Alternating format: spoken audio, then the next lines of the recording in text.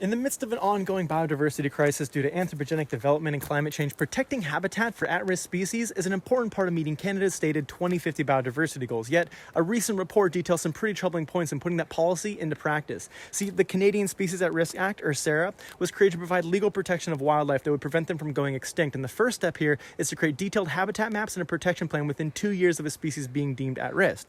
On average, the government is 9.8 years behind schedule for assessing these habitats and creating plans, with 97% of these species habitat maps being delayed. And even when it is mapped, the report found consistent omittances that renders them inaccurate, failing to protect some of the most important areas for their survival. In certain cases, such as the critically endangered northern spotted owl, this assessment is still incomplete and now 18 years overdue. These owls used to be widespread throughout the old-growth forests of southern British Columbia, but with much of that habitat now destroyed, their numbers today are critically low, down to a single wild owl, and yet their habitat continues to be logged with no plan in place. This is a huge problem not only for these owls, but these ecosystems they play a crucial role in. If the province fails to take action and protect this habitat, Section 80 of SARA allows for the federal government to issue an emergency order and step in, yet despite numerous cases like that with the northern spotted owl, an emergency order has never been issued here in BC. It's typical smoke and mirrors that delays actions for the sake of corporate profits, yet we're running out of time. As we approach the UN Convention for Biological Diversity hosted in Montreal, and the government surely prepares some bogus greenwash statements that boast their superficial actions, it's critical that we hold them accountable to policy that enables real change for our future on this planet.